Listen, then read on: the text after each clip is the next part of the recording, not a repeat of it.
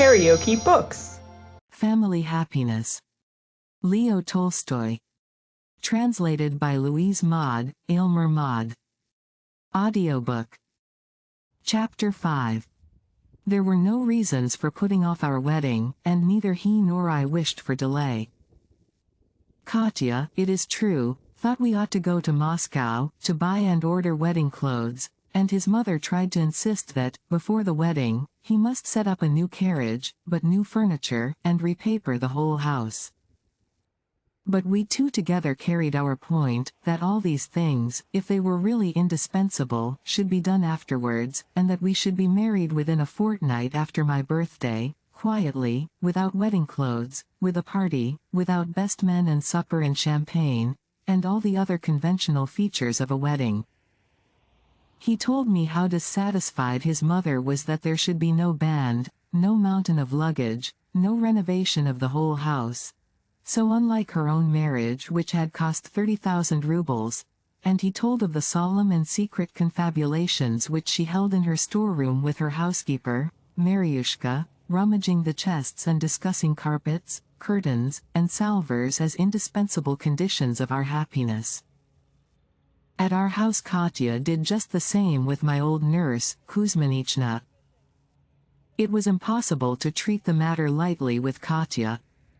She was firmly convinced that he and I, when discussing our future, were merely talking the sentimental nonsense natural to people in our position, and that our real future happiness depended on the hemming of tablecloths and napkins and the proper cutting out and stitching of underclothing. Several times a day secret information passed between the two houses, to communicate what was going forward in each, and though the external relations between Katya and his mother were most affectionate, yet a slightly hostile though very subtle diplomacy was already perceptible in their dealings. I now became more intimate with Tatiana Semyonovna, the mother of Sergei Mikhailich, an old-fashioned lady, strict and formal in the management of her household. Her son loved her, and not merely because she was his mother. He thought her the best, cleverest, kindest, and most affectionate woman in the world. She was always kind to us and to me especially, and was glad that her son should be getting married, but when I was with her after our engagement, I always felt that she wished me to understand that, in her opinion, her son might have looked higher, and that it would be as well for me to keep that in mind. I understood her meaning perfectly and thought her quite right. During that fortnight he and I met every day. He came to dinner regularly and stayed on till midnight. But though he said, and I knew he was speaking the truth, that he had no life apart from me, yet he never spent the whole day with me, and tried to go on with his ordinary occupations. Our outward relations remained unchanged to the very day of our marriage. We went on saying, you, and not thou, to each other. He did not even kiss my hand, he did not seek, but even avoided, opportunities of being alone with me. It was as if he feared to yield to the harmful excess of tenderness he felt. I don't know which of us had changed, but I now felt myself entirely his equal. I no longer found in him the pretense of simplicity which had displeased me earlier, and I often delighted to see in him, not a grown man inspiring respect and awe but a loving and wildly happy child. How mistaken I was about him. I often thought, he is just such another human being as myself. It seemed to me now, that his whole character was before me and that I thoroughly understood it. And how simple was every feature of his character, and how congenial to my own. Even his plans for our future life together were just my plans, only more clearly and better expressed in his words. The weather was bad just then, and we spent most of our time indoors. The corner between the piano and the window was the scene of our best intimate talks. The candle light was reflected on the blackness of the window near us. From time to time drops struck the glistening pane and rolled down. The rain pattered on the roof, the water splashed in a puddle under the spout. It felt damp near the window, but our corner seemed all the brighter and warmer and happier for that. Do you know, there is something I have long wished to say to you, he began one night when we were sitting up late in our corner. I was thinking of it all the time you were playing. Don't say it, I know all about it, I replied. All right.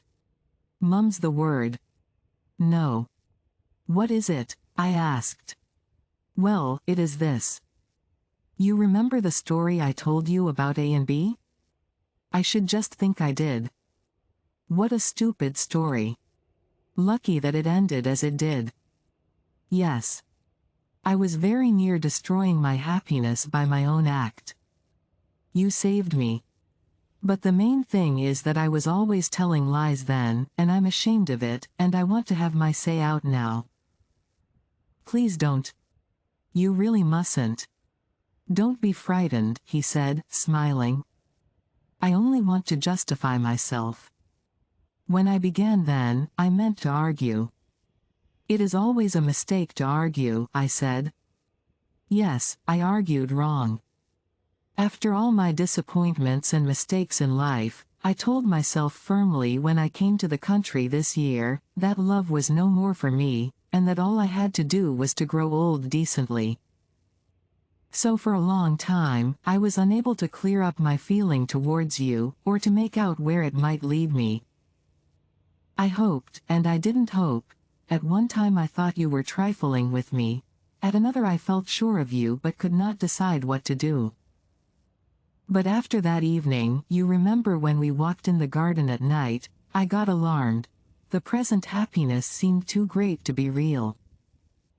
What if I allowed myself to hope and then failed? But of course I was thinking only of myself, for I am disgustingly selfish. He stopped and looked at me.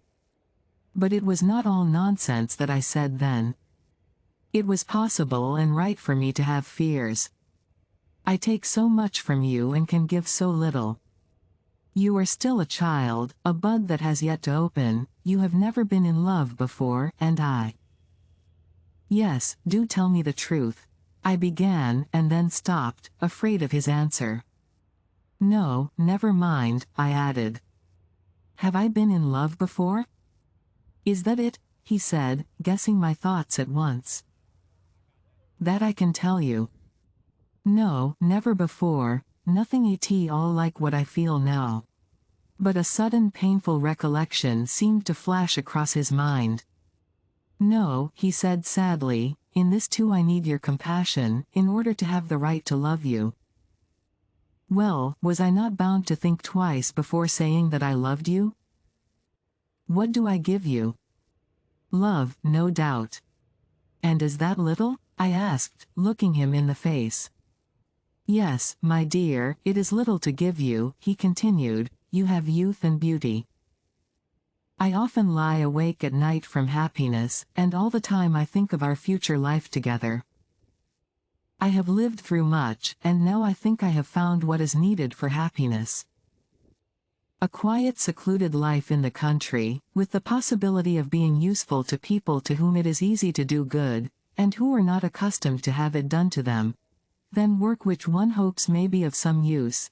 Then rest, nature, books, music, love for one's neighbor. Such is my idea of happiness. And then, on the top of all that, you for a mate, and children perhaps. What more can the heart of man desire? It should be enough, I said. Enough for me whose youth is over, he went on, but not for you. Life is still before you, and you will perhaps seek happiness, and perhaps find it, in something different. You think now that this is happiness, because you love me. You are wrong, I said, I have always desired just that quiet domestic life and prized it. And you only say just what I have thought. He smiled. So you think, my dear, but that is not enough for you. You have youth and beauty, he repeated thoughtfully. But I was angry because he disbelieved me and seemed to cast my youth and beauty in my teeth. Why do you love me then? I asked angrily, for my youth or for myself? I don't know, but I love you, he answered, looking at me with his attentive and attractive gaze. I did not reply and involuntarily looked into his eyes. Suddenly a strange thing happened to me. First I ceased to see what was around me. Then his face seemed to vanish till only the eyes were left, shining over against mine. Next the eyes seemed to be in my own head, and then all became confused. I could see nothing and was forced to shut my eyes, in order to break loose from the feeling of pleasure and fear which his gaze was producing in me. The day before our wedding day, the weather cleared up towards evening. The rains which had begun in summer gave place to clear weather, and we had our first autumn evening, bright and cold. It was a wet, cold, shining world, and the garden showed for the first time the spaciousness and color and bareness of autumn. The sky was clear, cold, and pale. I went to bed happy in the thought that tomorrow, our wedding day, would be fine. I awoke with the sun, and the thought that this very day seemed alarming and surprising. I went out into the garden. The sun had just risen and shone fitfully through the meager yellow leaves of the lime avenue. The path was strewn with rustling leaves, clusters of mountain ash berries hung red and wrinkled on the boughs, with a sprinkling of frost-bitten crumpled leaves. The dahlias were black and wrinkled. The first rime lay like silver on the pale green of the grass and on the broken burdock plants round the house. In the clear cold sky there was not, and could not be, a single cloud. Can it possibly be today? I asked myself, incredulous of my own happiness. Is it possible that I shall wake tomorrow, not here but in that strange house with the pillars? Is it possible that I shall never again wait for his coming and meet him, and sit up late with Katya to talk about him? Shall I never sit with him beside the piano in our drawing room? Never see him off and feel uneasy about him on dark nights? But I remembered that he promised yesterday to pay a last visit, and that Katya had insisted on my trying on my wedding dress, and had said, for tomorrow. I believed for a moment that it was all real, and then doubted again. Can it be that after today I shall be living there with a mother-in-law, without Nadezhda or Grigory or Katya? Shall I go to bed without kissing my old nurse good night and hearing her say, while she signs me with the cross from old custom, "Good night, miss"? Shall I never again teach Sonia and play with her and knock through the wall to her in the morning and hear her hearty laugh? Shall I become from today someone that I myself do not know? And is a new world, that will realize my hopes and desires, opening before me? And will that new world last forever? Alone with these thoughts I was depressed and impatient for his arrival. He came early, and it required his presence to convince me that I should really be his wife that very day, and the prospect ceased to frighten me. Before dinner we walked to our church, to attend a memorial service for my father. If only he were living now, I thought as we were returning, and I leant silently on the arm of him who had been the dearest friend of the object of my thoughts. During the service, while I pressed my forehead against the cold stone of the chapel floor, I called up my father so vividly, I was so convinced that he understood me and approved my choice, that I felt as if his spirit were still hovering over us and blessing me. And my recollections and hopes, my joy and sadness, made up one solemn and satisfied feeling which was in harmony with the fresh still air, the silence, the bare fields and pale sky, from which the bright but powerless rays, trying in vain to burn my cheek, fell over all the landscape. My companion seemed to understand and share my feeling. He walked slowly and silently, and his face, at which I glanced from time to time, expressed the same serious mood between joy and sorrow which I shared with nature. Suddenly he turned to me, and I saw that he intended to speak. Suppose he starts some other subject than that which is in my mind? I thought. But he began to speak of my father and did not even name him. He once said to me in jest, "You should marry my Masha," he began. He would have been happy now, I answered, pressing closer the arm which held mine. "You were a child then," he went on, looking into my eyes. "I loved those eyes and used to kiss them only because they were like his, never thinking they would be so dear to me for their own sake. I used to call you Masha then." "I want you to say, thou, to me," I said. "I was just going to," he answered. "I feel for the first time that thou art entirely mine," and his calm happy gaze that drew me to him rested on me. We went on along the footpath over the beaten and trampled stubble. Our voices and footsteps were the only sounds. On one side the brownish stubble stretched over a hollow to a distant leafless wood. Across it at some distance a peasant was noiselessly ploughing a black strip which grew wider and wider. A drove of horses scattered under the hill seemed close to us. On the other side, as far as the garden and our house peeping through the trees, a field of winter corn, thawed by the sun, showed black with occasional patches of green. The winter sun shone over everything, and everything was covered with long gossamer spiders' webs, which floated in the air round us, lay on the frost-dried stubble, and got into our eyes and hair and clothes. When we spoke, the sound of our voices hung in the motionless air above us, as if we too were alone in the whole world, alone under that azure vault, in which the beams of the winter sun played and flashed without scorching.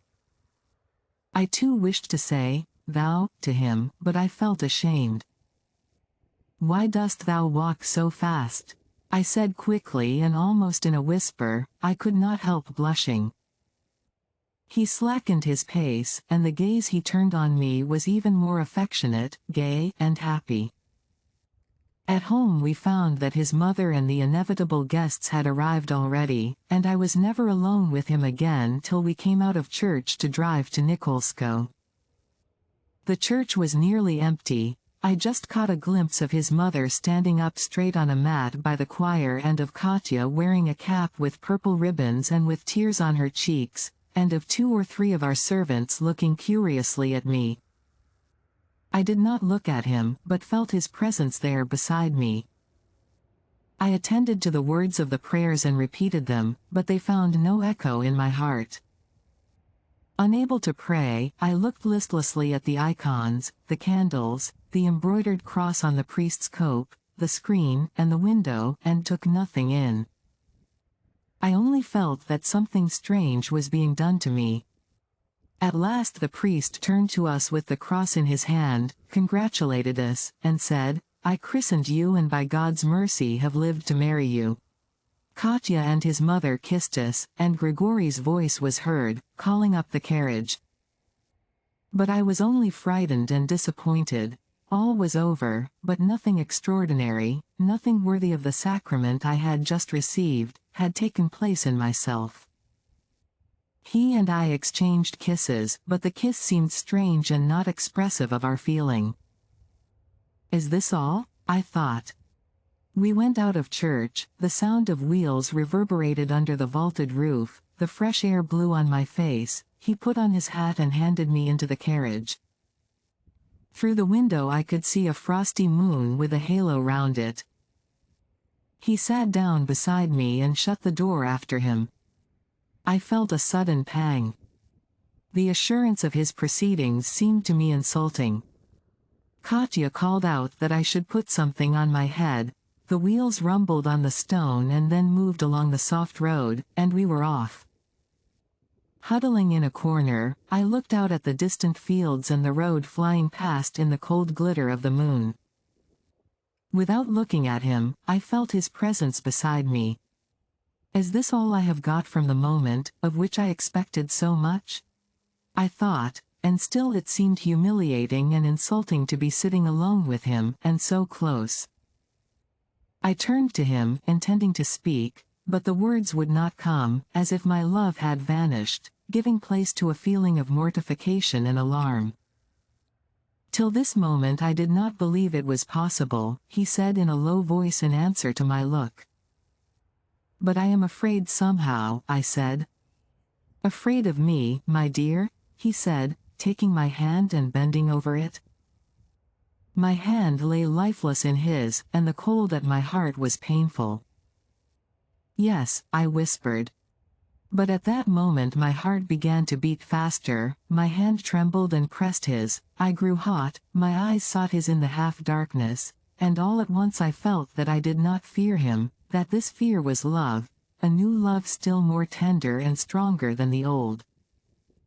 I felt that I was wholly his, and that I was happy in his power over me. If you liked what you heard, please subscribe to the channel.